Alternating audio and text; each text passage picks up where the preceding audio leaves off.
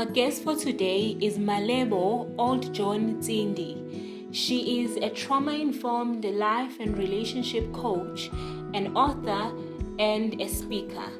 She's known for her soul-stirring teachings on healing the inner child, rewriting generational narratives, and cultivating self-love.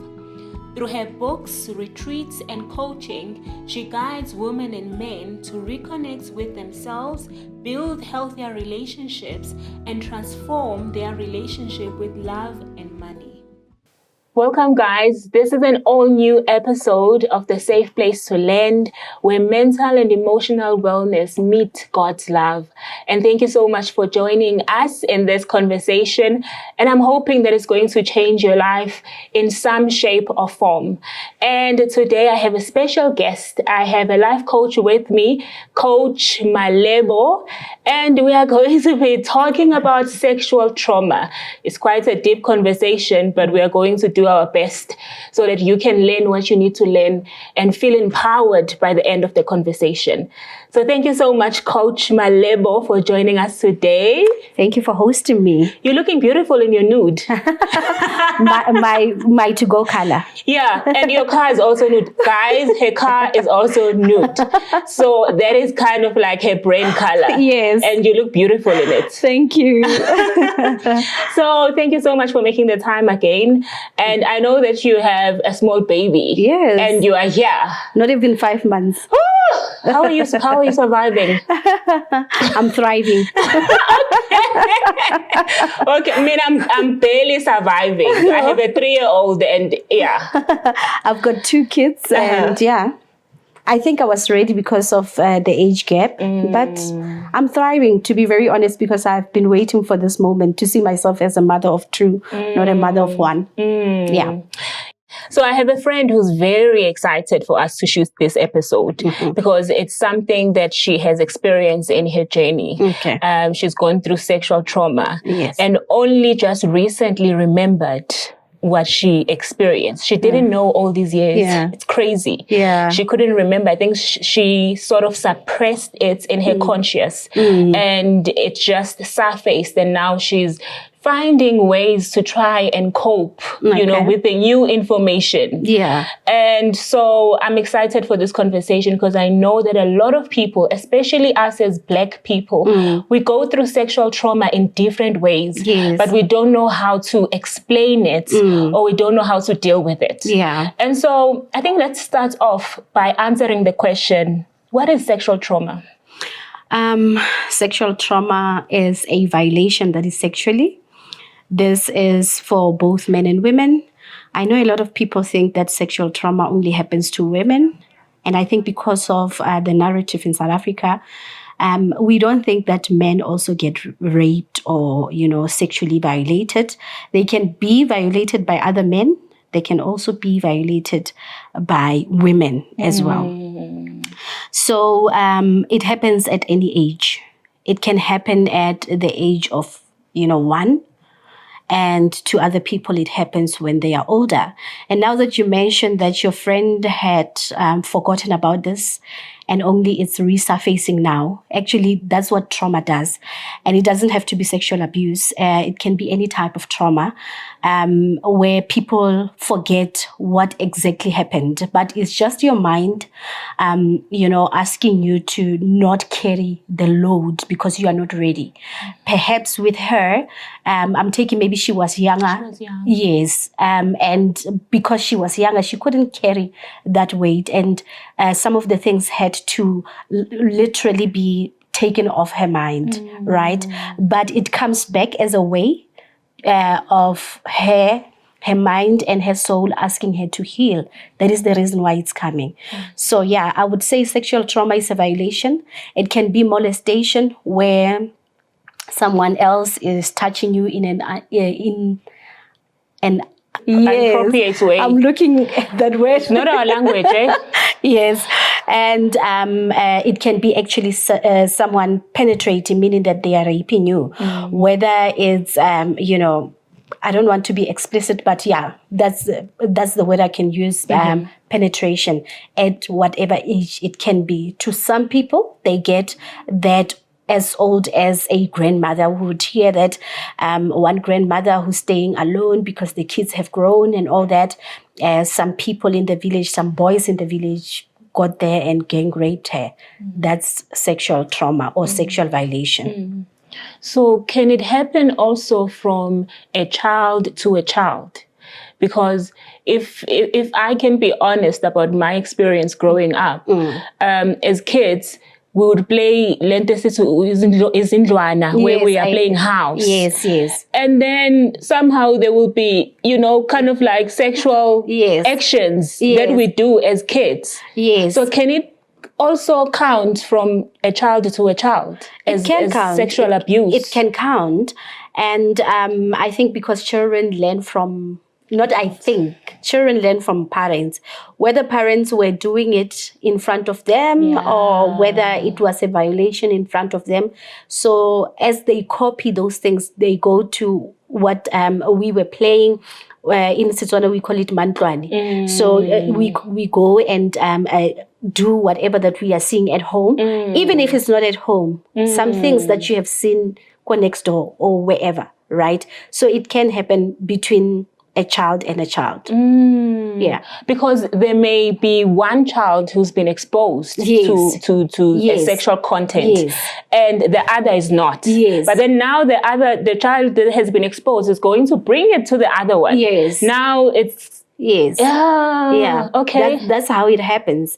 And sometimes, unfortunately, it happens with older people, like, a child, especially because they are taking advantage. So it may be an 8-year-old with somebody who's 20 years. Yeah. Yeah. Hey, I think if we are going to put it like that, then most of us have experienced some sort of sexual trauma where we've been exposed to sex at a young age. Yes. And you know what? I think a lot of us don't even understand the impact of sexual trauma. We're just thinking, and I maybe because I work with that, every time when somebody comes to my practice as a coach, I ask them, they will talk about other things. I've got money problems. I want to sort out my money problem. Then I would ask, have you ever been traumatized in your life? And I will make examples, sexual trauma and all that. And most of us as Black people, we have been conditioned to believe that we are strong. So I had a client of mine who literally passed down that, and she was like, yeah, I've got money problems, but yes, I was sexually abused and I was attempted to be raped, and she was mentioning it like in a conversation, exactly, like it's sugar and or I tea. said yes, and I said, I want you to calm down, and I want us to go back to those stages of your life, because that is the reason why you have money problems. And some people may be saying, how can I be sexually abused and then now have money problems? When you face any type of trauma, it reconditions you to see the world, yourself, and other people differently, and including money. So you might have been sexually abused and you start seeing the world as unsafe and everything in the world as unsafe. So every time when you have money, you're feeling like you have something that you shouldn't be keeping. That is why many people have got so many debts, and then, they get paid today, tomorrow they don't have. It's that type of trauma that I can't keep something that is not safe inside of my house. You understand? Yeah. I think we're going to come back to that one. We need to dive deeper into it. Okay. So when we were talking privately, you mentioned that you've also experienced some form of sexual trauma. Yes. Do you mind sharing with us? Yes, I don't mind, sorry. I was sexually abused when I was between the ages of 8 and 11. Now, I don't remember how this whole thing started. Just like your friend, there are memories that are there and there are memories that are not there. So I don't know how it started, but it started with, it's the guy next door. So I'm coming from Mafikeng in a village called Lutlakan. So, in the villages, when back then, now it's different. When there's a funeral, our parents all go to a funeral to go and help out, especially on a Friday night. And they would be asking this guy to come and look after us, right? And I'm the last born of girls. So we are 6 at home, 3 boys and 3 girls, but I'm the last born. So I've got 2 sisters. But he did not abuse my sisters. He actually went to me. I don't know why. Why did he choose me? Which was, while I was not healed, it was something that was haunting me, that maybe I am the problem. Maybe there's something wrong with you. Yes, and a lot of survivors of rape, they always think they are the problem, not the perpetrator. the perpetrator, right? So at the age of 8 and 11, and I'm saying this because it was still in primary. So back at Lutlakane, we had primary school and middle school, then high school. So I remember vividly that in high school, he never ever touched me, right? So it ended the time when I was still in primary school. And a lot of people thought this guy liked me. We used to even have nicknames of people who were playing soccer. At the time, my nickname was Tabalubisi, which was him who gave me that name. Don't know why. So people just thought he just preferred to be with me and all that. And at the time when it was happening, I did not know it was sexual abuse. I had no idea because our parents never gave us sex education. I remember when I had my first period, my mom said, if you touch a boy. Yeah. Same thing. Same thing. And to me, I thought it's practically me touching a boy. I didn't know what it was until later on, right? So he got away with it because I didn't know what it was. And he promised me that if I ever tell anyone, he would kill me. Now, as you grow up, you know that when people die, it's, people are sad. And I didn't want to, cause that to my family. So I just kept quiet. 1, because I didn't know what it was. 2, because I also didn't want them to be sad, for me to die, right? So it went on and on. And I remember the time when we were playing at his home, and I went to fetch water. They had a tin house, right? So that's where they were putting their water. So I went to fetch the water, and I found him doing the same thing that he used to do on me with another woman who was older, like almost his age. So they were practically having sex. And then me seeing that, I thought, oh, maybe because the woman was so relaxed, I thought maybe this thing should be done. Why is this woman so relaxed? So the next time when it continued, he would just call me, and then I will just come and just give myself over to him, because I thought I shouldn't be refusing, I get it. But also, something, you may not know if something is wrong, but your spirit will tell you if that thing is wrong. Yeah. My spirit was not okay with the whole thing, but I didn't tell my parents.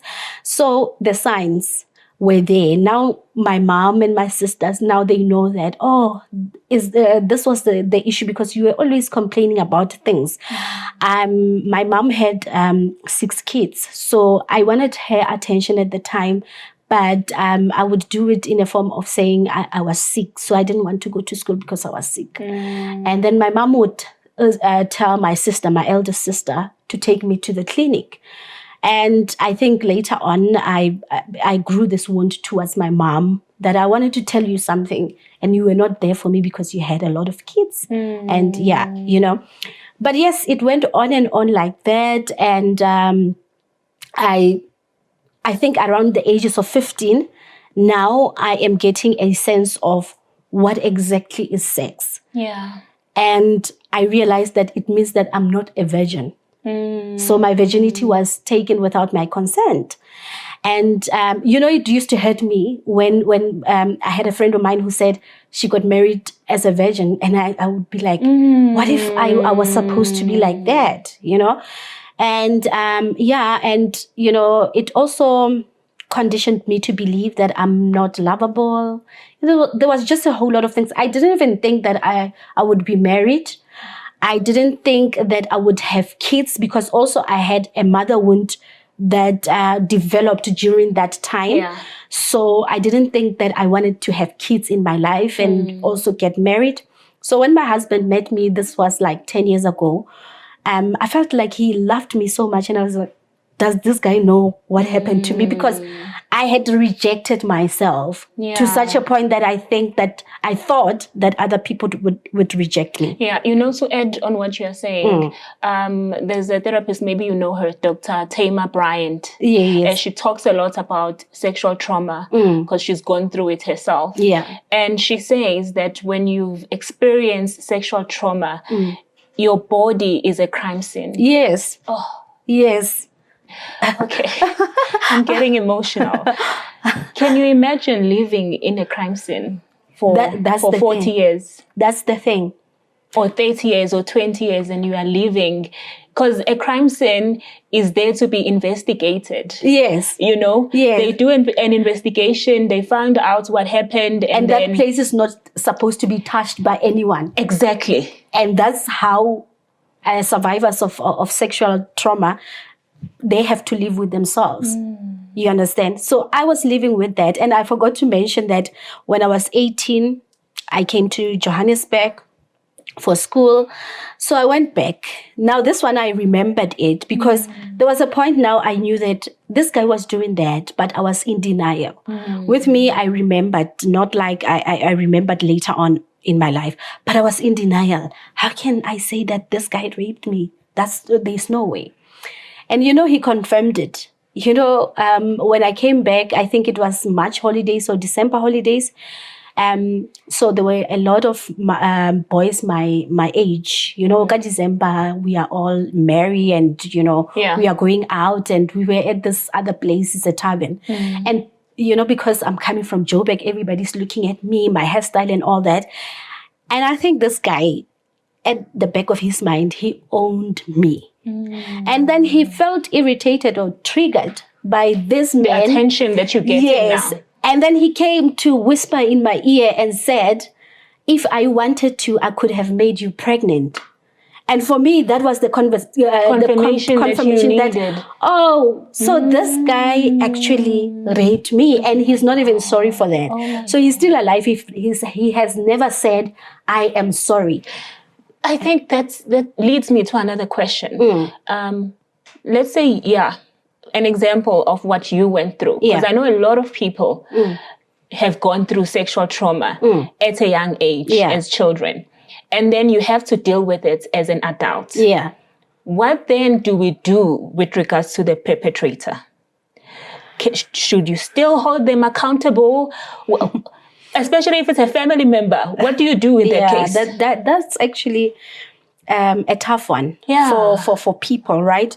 I decided to just let go of this guy because a lot of people were saying, what if he raped other people? For sure, he did. He did. I know for sure, right? And I said, those people are also responsible for their own lives, because I can't be carrying people in my own pain. You get what I'm saying, right? So what you can do is totally up to you, because with me, I only told my parents when actually my dad passed away that year, and that was the only time I could tell my mom. I didn't want to tell my dad because I knew that my dad was going to kill that guy, and that was the time when I firstly told my boyfriend in a form of saying, you love me too much, but you don't know what happened to me. Let me tell you so that you can go. Right. And then he actually gave me a hug and said, oh, I'm sorry that happened to you. Like you were mentioning, a crime scene. For the very first time in this crime scene, I feel seen, acknowledged and loved. And that's when I got the courage to now tell my parents. Now, for people who are going through the same thing or have went through the same thing, I don't know what you can do do with it's a personal choice. Yes, it's a personal choice. I don't want to stand in court trying to say I was raped in, I think it was 1997 at the time, or 1995, I don't know. And, some of the things I don't remember. I think for those years, I only remember 2 or 3 incidents. Yeah. But I know that it was a lot, because he even claimed that he could have made me pregnant. So I don't have the thing for that. Yeah, I think for adults, it's a personal choice. You decide what you want to do with the information. Yes. But for kids, definitely, someone needs to be reported. Yes. And for kids, you as a parent have to advocate for your child. Exactly. So you have to do something about that. Yes. Something that can never be ignored. I don't care who it is, even if it's the father, something needs to be done. Definitely. Yeah. Yeah. I'm so sorry for what happened to you. No, I think some of the things, even though I don't want to say our purposes come with pain, right? But I'm thinking of the story of Jesus Christ. You know, he came into this life and already he was hidden because he was supposed to be killed. And then later on came back and, you know, people crucified him on the cross. You know, for many people, actually, Christianity is one of the leading religions in the world, right? And had he not died, had people not crucified him, I don't think that Christianity or people would be followers of Jesus, right? So with me, it had to happen that way so that I can go and study trauma. Like literally right now, I know when I speak to someone, even if it's speaking in passing, I know that this person has experienced trauma, even if it's not sexual trauma, but has experienced trauma. I can see it in, you know, my practice every day with my clients. I can see it on social media with people not being confident and we thinking, just, you know, but I know that there's something deeper. There's an underlying issue that is causing that person not to be confident. Yeah. So I think to me, I took it and made the best out of it and healed. I'm healing other people as well. And I think it's also a testament to your healing journey. Yes. That's why you can look at it this way. Yes. To say it had to happen to me. Yes. You know, because it does take time to even get to that place. Exactly. When for a lot of victims, there's in denial. Yes. First, there's like, you know, why me? Yes. Did I ask for it? Exactly. Why did that person choose me in a room, you know, of many other people? I went through that. Yeah.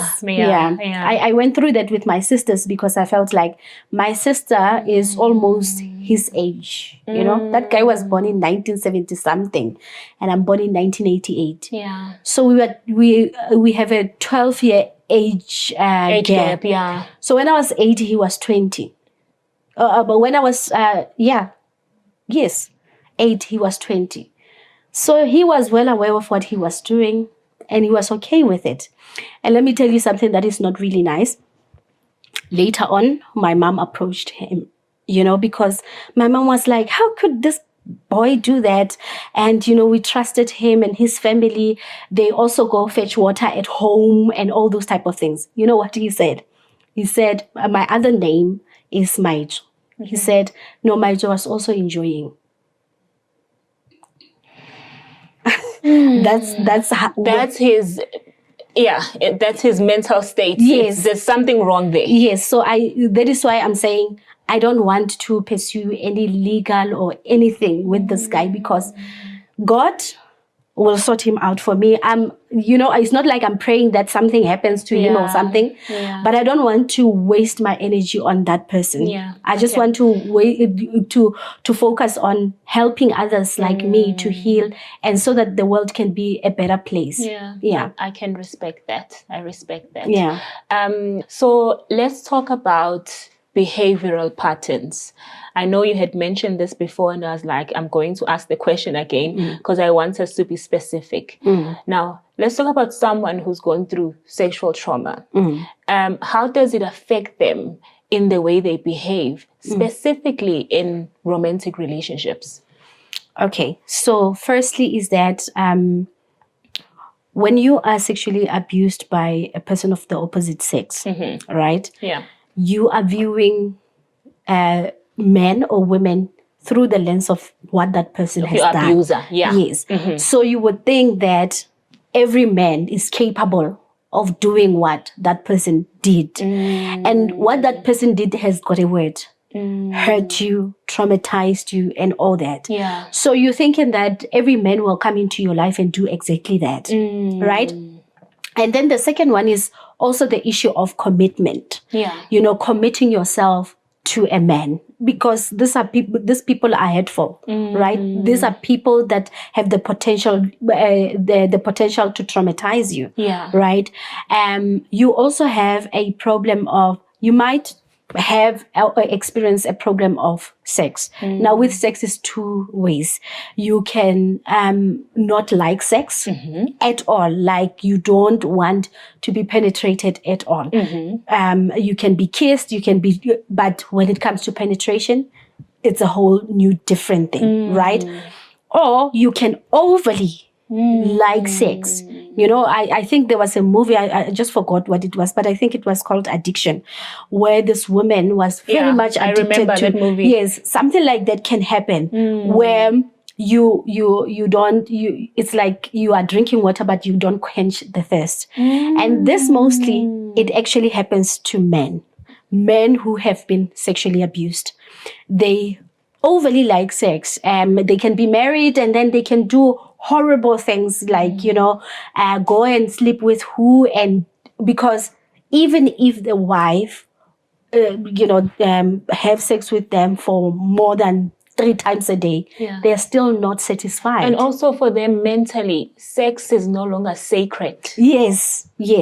Oh. Yes, that definitely, because somebody else came and just took that and away. took over and just decided that they wanted to do what they decided, whatever they wanted to do with your body, and you didn't have any power, you didn't have any control. Yes. And the other issue is love.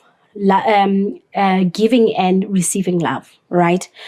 Because you have been traumatized. You know, when you are hurt, you can even feel your heart being very you would be crying, because that's where our emotions are, right? Yes. So that place is still wounded. All right. So the heart. The heart. So you receiving love, to you, it's different than a person who has never been traumatized. You understand? And even you expressing it. You know, I used to say my words, words of I love words of affirmation. Yes. I also love my husband doing things for me. Only to find out that actually that was because I was not fully healed from the sexual trauma, right? So I needed people to do things there. Don't touch me. Don't come and cuddle with me, because to me, when somebody was touching me, the introduction to touch was very much different from what another person who hasn't experienced sexual abuse experienced, right? Yes. So it's a lot of issues, and also depends on from one person to the other. But one thing that I also want to mention, unhealed trauma, whether it's sexual or any other trauma, creates a spiritual thing around you. That is why you always hear people saying, I'm always attracting men who do this and this. I'm always attracting women who do this and this and this, right? Because when you don't heal yourself, your soul gets to be, contaminated with that which had happened to you.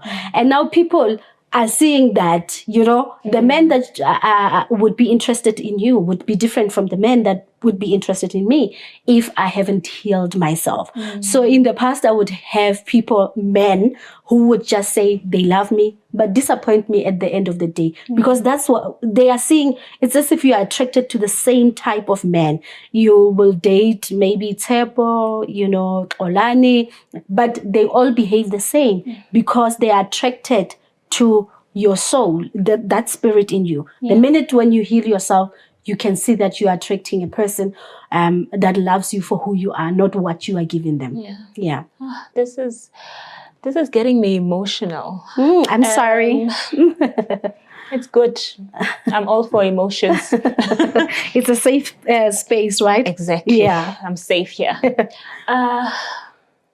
This is getting me so emotional because, especially in the Christian community, and also for people at home, when you see someone struggling in romantic relationships, cheating, we often just identify that with their behavior, and we say this person is a cheater. You can't trust this person. Yes. Especially for women, there's a very nasty name that is used for women. Yes. Who are struggling in terms of sexual relations. Yes.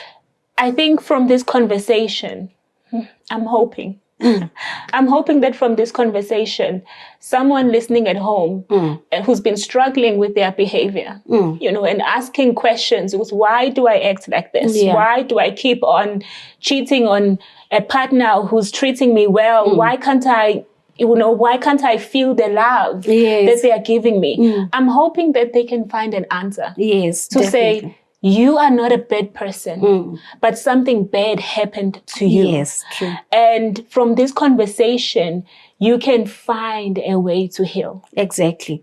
Oprah wrote a book saying, what happened to you? We need to understand that people are not their behaviors. Yeah. So when a couple comes to me and the woman says, my husband is cheating, the cheating is a behavior, but there's a root cause of why that person is cheating. Yeah.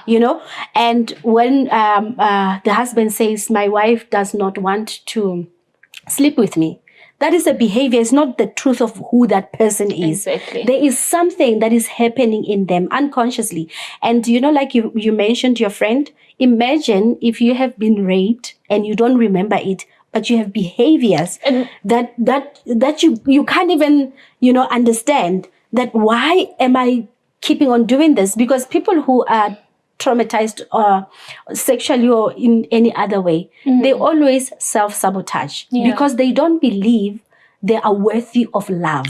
That is the thing. That is why a man would have, I often hear people say, if Jay-Z cheated on Beyonce, but if you listen to the story of Jay-Z, he says he went to therapy and then he found out that he had childhood traumas. So, sometimes you look at yourself, you have your Beyonce there, right? And then you're thinking, I'm not worthy of this Beyonce. And then you do things, you start behaviors that are going to take that Beyonce away from you. That is a behavior, but it's not the truth of who you are. And that is why I always preach healing, that people need to heal themselves. You are taking me out. You need to stop it now. Because I'm reminded, I got married in 2020. Yes. And my husband passed away in 2023. Oh, I'm sorry. And we're having difficulties in our marriage. There was infidelity, there was addiction. Anything that you can imagine that can happen in a marriage that is destructive, it was there in our union. And I can remember my husband always saying to me, whenever I would question him, he would say, I feel like I don't deserve you. Exactly.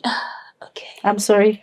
I'm sorry for triggering you, but triggers are a way to showing you that that's what you need to be dealing with. Yeah. He would say, I don't feel like I deserve you. And when you are explaining it now, it's starting to make sense. I knew that something wasn't right, from the way he would behave.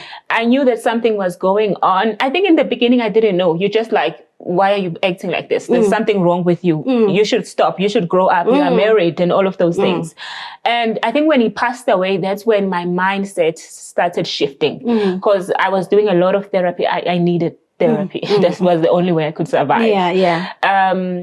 And I was listening to Dr. Anita Phillips, you hear now there's therapists that are Christians as well. And they're able to kind of put these things together and they make sense. And so I would listen to Dr. Anita Phillips and she would be telling stories about how her sister grew up and ended up as a prostitute. And they were Christians at home. Her mother and father were pastors. Imagine. And the daughter was in the street. Imagine that. As a prostitute. But it started because she had a mental illness. Wow. It started because she had a mental illness and no one could understand it. And she tried to cure it by addictions, drugs, which landed her in the streets. And now when you're in the streets, you have to prostitute yourself in order to get more drugs. Oh, wow. That's so nice.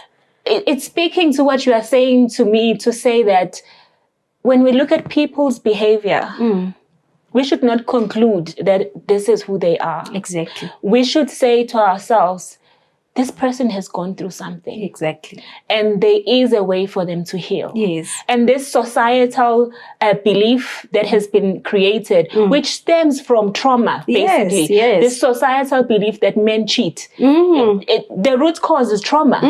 Because a healed person, a healed person trusts themselves enough. Yes. They love themselves enough to not be in the streets. Exactly. You know, cheating is one of the behaviors that shows you that a person does not love themselves.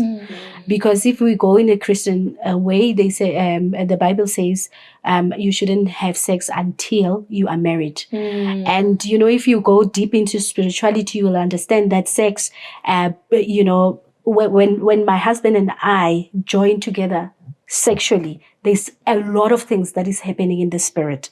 Now, if you don't love yourself, you're going to go to Zanele, you're going to go to Malebo, you're going to go to, and join yourself with all these people. And still, that void that you have on the inside, it's not going away. Malebo doesn't give you that. No one is giving you that, because what you are struggling with, it's love for self. If you can love yourself, then you will be able to love another person. Yeah. And how does it affect like finances? I know you mentioned it, but how, like, let's say someone is listening at home and obviously they have financial issues. You know, they're struggling to control their spending or whatever. How does the trauma, the sexual trauma, affect the way they spend their money? You know? Okay. One, I've spoken about love. The love for self is very important, because from that sets the tone to how everything else outside of you is going to be like. So if you don't love yourself, you think that you are unworthy of certain things. You know, you are unworthy of love, you are unworthy of money. So I remember when I was still, you know, traumatized and unhealed, I had a salary that couldn't take me the whole month to work. Money was coming in, money was going out, because I cannot sit with something that feels unsafe for me or that I am unworthy of, right? And sometimes it even goes to the extreme of you being underpaid, because you emit that energy. It's the energy that you emit, right? So when it comes to money, people just come to you and say, yeah, you know, Zanele, you're doing such a great job, but, you know, I don't have money to pay you. But you can do this. I can do the same thing with you, but they can pay me. Why? Because that is an energetic thing, right? So when it comes to finances as well, is the issue of worth. So are you feeling worthy of the things that you are having? It's like what we spoke about with marriage. Are you feeling worthy of love? Are you feeling worthy of money? Because if you feel worthy of money, you will feel that money is safe with you, right? Money can stay with you. But if you don't feel worthy, if somebody says, I'm giving you 2,000 today, you already have plans for that 2,000. Yeah, we plan it before it even comes. Exactly. You spend it before it even comes in your account. Exactly. So by the time it's in your account, it's already minus. Exactly. So it's sexual trauma comes with the issue of worthiness. And it can be even in a workplace where you are not showing up as the truth of who you are because you feel unworthy. When your manager or when you're supposed to be speaking to people, you're feeling like, oh my goodness, I can't do it. Not because you can't, but because of what had happened to you that is still within you. Like you were saying, the crime scene. You are still inside of a crime scene. And you're feeling unsafe. You're feeling like I cannot express myself fully as I want to. So that is why I preach healing, and you're very passionate about it. Passionate I can see it in your face. Yes, like literally, like when a person comes to me and I see a behavior, I'll sit down with them and I say, this is what I'm seeing within you. But you know what? The good news is that there is healing. You can heal yourself. I love that. Yeah. I love that. So let's add on, what are other behavioral patterns that a person can look out for? Let's make it some form of a symptom now. Yeah. What are the things that you can pay attention to as a person to give you an indication that maybe somewhere in your life there is sexual trauma. We spoke of we spoke of romantic relationships, where we spoke of commitment issues and worthiness. We spoke of finances. What else? Procrastination. Yeah.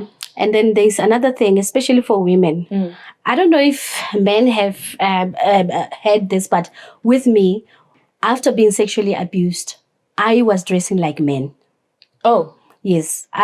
This girly thing, I was not that, right? Okay. So sometimes you protect yourself even with the clothes that you wear, because you want to become like you stay away. Yes, I know of a person who doesn't want, as women, when you go to the loo, you don't mind other women seeing your body and all that. But there are other people who are not really confident for other women to see them. Yeah. Because that is because of maybe what happened to you when you were young. And I think also self-sabotage. Yeah, you mentioned that, yes. Yes, self-sabotage. It can be in every area of your life. It can even be in business. There's a video that I did on my Instagram where I said, your business is not making money because you are not doing the work. Because a lot of people think that things are just separate from who they are, right? So you are running a business, but your business is not making money. You're thinking, why? Because you are the one who's running that business, and you have a baggage that you are coming with within that business. Yeah. So how about you address yourself first before you can expect the business to make money, right? So trauma shows up in many different ways. Yes. You mentioned clothing where you were like dressing in a way that is not attractive, obviously. Yes. But there's also the other end of the spectrum where a person will dress up too explicitly. Exactly. And sometimes when a person has been sexually abused when they are young, they behave differently than a person who was raped when they were older. Oh, okay. Yes. Let's go there. Yeah. So as you were young, obviously you didn't know what sex was, right? Yeah. So this person introduces sex to you, and it might feel like, I don't want this thing ever in my life. But to a person who has been having sex before and then they get raped, that can make them explicit. It can turn them into saying, I don't care about this anymore. I'm just going to do it. And then I actually had a friend like that who was sleeping with anyone, and doing like horrible things. And people were judging her because they didn't understand what was happening. But she came to me when I came out publicly about this, and she said, actually, I experienced gang rape. 4 people, 1 person, right? So, yeah. Trauma, you can see a pattern, but from person to person, it shows up differently. Yes. Yeah. And as a life coach, you've talked a lot about your clients, which I can see from your face lighting up. You are very passionate about helping them. So let's talk about the healing journey now. Let's say now you've realized, okay, I've gone through sexual trauma. Where do you start? You start with, for me, I would say coaching, because that's where I started. I tried therapy. For me, I just felt maybe because I was already in the coaching field, and it didn't work for me. So again, you find something that works for you, right? And then coaching, it's different from therapy. Therapy, that's where, you guys are talking, and then, one thing leads to the other. Coaching is that I am here. This is where I am.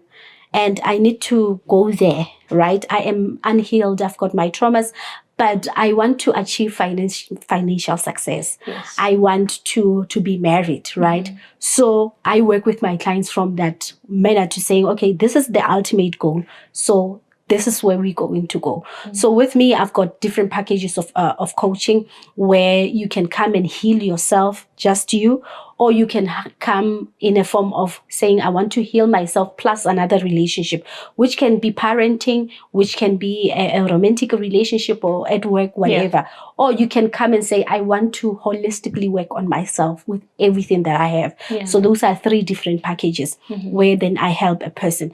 But what I want to advise people is that don't sit there and say, I've prayed and that's it. Hey. Because I was once there. Yeah. And I remember how I prayed to God and I said, God, this thing of me acting as a Christian, like, it's not working for me. I could feel it that there was something in me. There were just a whole lot of things that I can't even talk about publicly that were happening to me. And that's when I was guided to coaching. Yeah. So don't sit there and say, because I feel like my counselor, they will tell you when you advise a Christian, go for counseling, go for therapy. Yeah. They'll say the Holy Spirit is my counselor. You know, and that is a very dismissive behavior, because it's as if they are saying, are you saying that God can't heal me? No, what am I going to say now? But think about it in this way, and for someone else who's watching this. Yeah.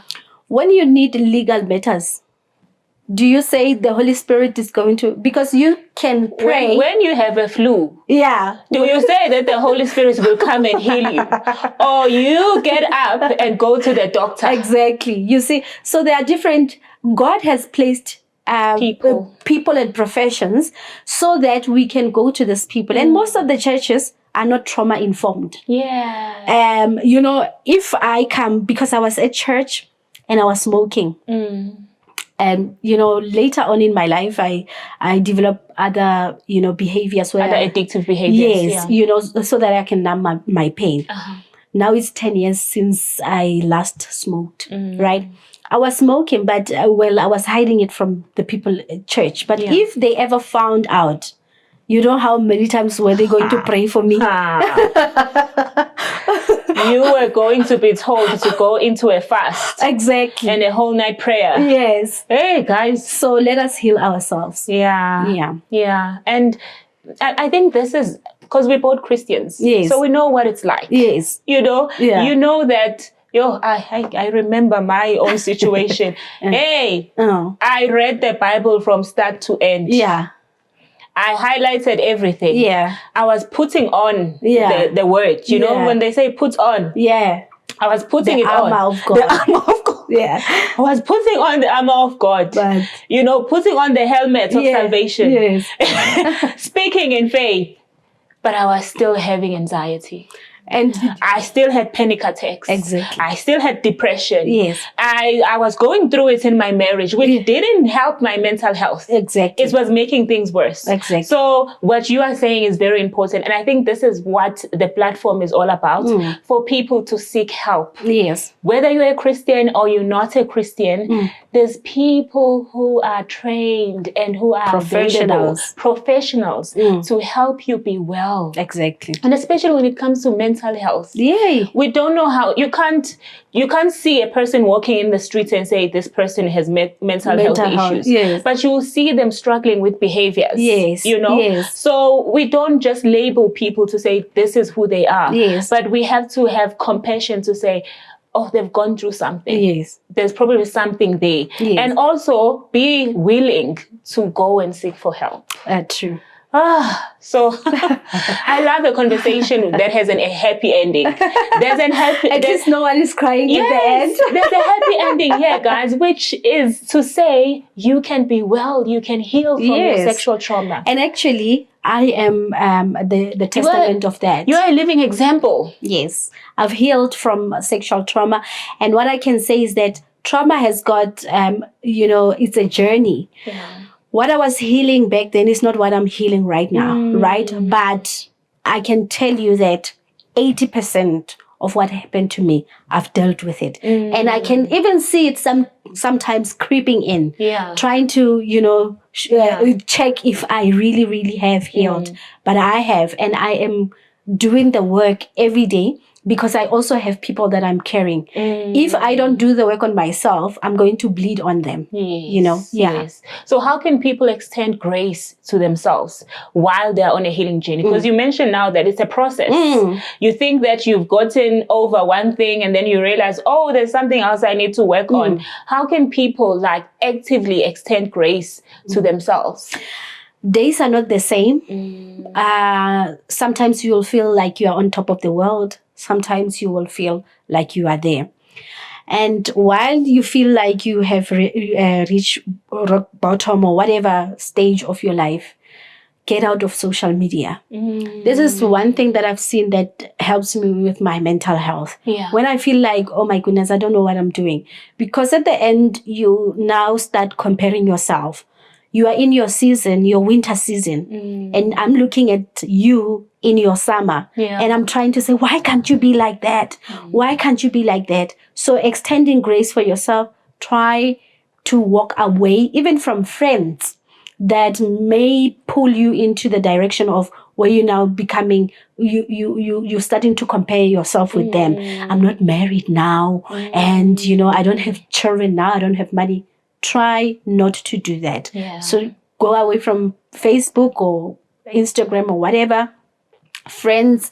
And when you are feeling like that, try not to drink alcohol. A lot of the times people like to numb their pain. Or even if it's not alcohol, try not to have sex. To some people, having sex is numbing the pain. Food. Yes, yes, to other people it's food, right?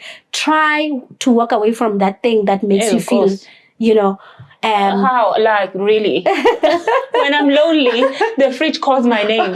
Zanele, come open. There's something here for you. Somebody said discipline is spiritual. So try and discipline yourself not to do the things that are numbing your pain, but try and in general, why am I feeling like this? What am I going to do? What do I feel like I should be doing from now on? And don't like cut. People, the reason why I no longer do like one-on-one sessions, like a one-time thing, because people now, they feel like one load is out, and then they go out there, they're like, oh, I'm one good. Session. Yeah, it's one session. Then after 6 months, then they come back. Oh my goodness, I don't know what happened. And I'm like, you see, healing is a journey, and maybe to a certain season of your life, you may need a coaching. At a certain season, you may need therapy. At a certain season, be open to trying new things. Thank you. Oh, thank you. I'm working on my weight, guys. So I'm working on my emotional eating. Yes. So don't use this as an excuse to say, oh, she's an emotional eater too. No, I'm working on it. Yes. So you can work on it as well. So where can people access you? I am on Instagram. I am on Facebook as Coach Malebo, and also on TikTok as Coach Malebo. Like one name at Coach Malebo. On TikTok and Instagram, and then on Facebook is Coach then space Malebo. So for coaching, they can go to those social media platforms, and there's always a link do. in all my social media platforms where you can click. And it's a beautiful page. It's a very calming page. I love it. Thank you. I love the feedback, because that's what I want to do. I want to create a safe space for people to know that they can heal themselves. I love this. Because you are you've landed in the spot of safety. So thank you so much, Coach Malebo, for this deep, amazing and empowering conversation. I say it's empowering because there's a happy ending. There's a way that people can heal and be well. So thank you so much, guys, for tuning in. I hope that this conversation empowers you and you feel the safety to go out and seek for help. Coach Malebo is available, and she's very passionate about helping you overcome your traumatic experience. So continue to like, share the conversation and comment and be active on our socials. And remember to love yourself, because God loves you anyway.